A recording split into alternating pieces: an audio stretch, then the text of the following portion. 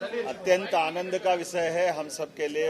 हमारे अपने नेता जिनका हमने कई कई रूप में पार्टी के अंदर भी और सरकार के माध्यम से भी उनके अपनी कार्यक्षमता देखी, ऐसे यशस्वी हमारे नेता माननीय लालकृष्ण आडवाणी जी को भारत रत्न देने पर यशस्वी प्रधानमंत्री माननीय नरेंद्र मोदी जी की सरकार का आभार मानते हैं। ऐसी प्रकार के निर्णय से सामाजिक जीवन में साफ सुथरे और लंबा जीवन जीने वाले व्यक्तियों को एक तरह से प्रेरणा भी मिलेगी और हम सबके लिए आदर्श भी बनेंगे।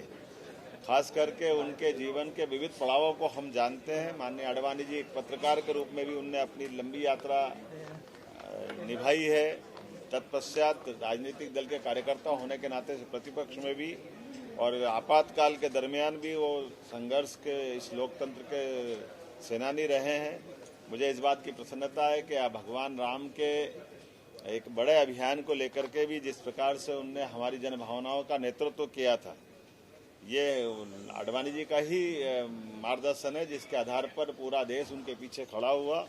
और हम सब जानते हैं कि आज जब राम मंदिर के मामले में सुप्रीम कोर्ट ने निर्णय किया तो जनभावनाओं को सामने रख करके शांतिपूर्ण तरीके से समाज को कैसे साथ लिया जा सकता है, ये आडवाणी जी का बहुत अलग प्रकार का उदाहरण रहा है हमारे सबके सामने।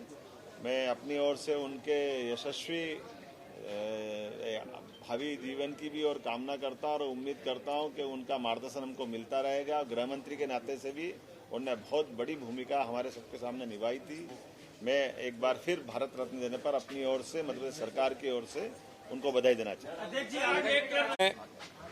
आज ऐतिहासिक पल और क्षण हम सब कार्यकर्ताओं के लिए, भारतवासियों के लिए कि माननीय प्रधानमंत्री नरेंद्र मोदी जी के नेतृत्व में आज भारत सरकार ने देश के हमारे लोकप्रिय नेता जिन्होंने इस देश के विकास में महत्वपूर्ण भूमिका निभाई है, अपने जीवन के एक एक पल और एक एक क्षण को लगाकर, ऐसे हमारे लोकप्रिय नेता माननीय लालकृष्ण आडवाणी जी को भारत रत्न मिला है। इसके लिए मैं उन्हें बहुत हृदय से उनको बधाई, शुभकामनाएं और माननीय प्रधानमंत्री जी का आभार, अभिनंदन भारत की सरकार का कि आज उनके नेतृत्व में एक इस प्रकार के व्यक्तित्व को जिसने अपना पूरा जीवन देश के लिए लगाया, देश के विकास में महत्वपूर्ण भूमिका निभाई, ऐसे लालकृष्ण आडवाणी जी को भारत रत्न दिया है।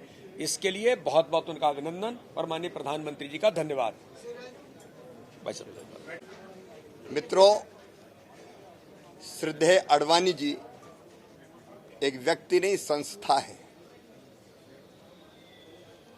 उनके जीवन का हर एक क्षण भारत माता के चरणों में उन्होंने समर्पित किया है और पूरे देश को इस स्थान तक पहुंचाने में उनका अतुलनीय योगदान है।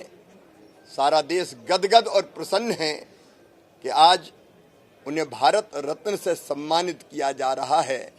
आडवाणी जी का अभिनंदन और प्रधानमंत्री जी को हृदय से बहुत बहुत धन्यवाद, उनका आभार। हम जैसे कार्यकर्ता सब अत्यंत प्रसन्न हैं। जाकी रही भावना जैसी प्रभु मूरत देखी तिन तैसी, जो जैसा करते हैं वैसे ही सोचते हैं। आज भारतीय जनता पार्टी के लोकसभा चुनाव की दृष्टि से जो हमारे क्लस्टर की हमारी रचना है, तो क्लस्टर के हमारे प्रभारी, हर लोकसभा के हमारे संयोजक, लोकसभा के प्रभारी, लोकसभा के विस्तारक, तो एक लोकसभा को लेकर के हमारी रचना जो बनी है। आज चुनाव का आगाज प्रत्येक बूथ पर 10% वोट बढ़ाने के संकल्प के साथ जो आप लोग लगातार इस बात को देखते हैं कि भारतीय जनता पार्टी की तैयारी, यानी ये चुनाव देश के अंदर भारतीय जनता पार्टी मध्य प्रदेश के अंदर प्रत्येक बूथ पर विधानसभा में भी लड़ी थी और हम फिर भी प्रत्येक बूथ पर चुनाव लड़ेंगे। और इस चुनाव में हर बूथ पर 10% वोट शेयर बढ़ाने का हमारा संकल्प है। पूरे लोकसभा में 2019 में 58% वोट हमें मिला था। इस बार 10% एवरेज वोट बढ़ा करके 68 से 70% ले जाने का संकल्प भारतीय जनता पार्टी का है।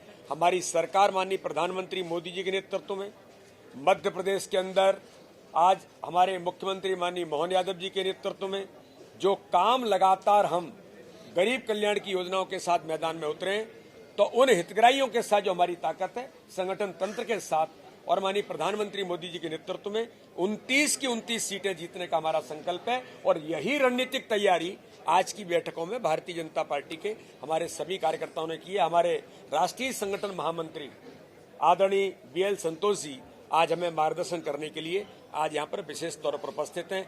दोनों हमारे प्रभारी माननीय महेंद्र सिंह जी उत्तर प्रदेश से आज हमारे इस चुनाव के प्रभारी के तौर पर आए हैं, और दिल्ली के हमारे पूर्व अध्यक्ष आदरणीय सतीश जी, दोनों को आज उन्होंने इस बैठक में अपना कार्यभार संभाला है।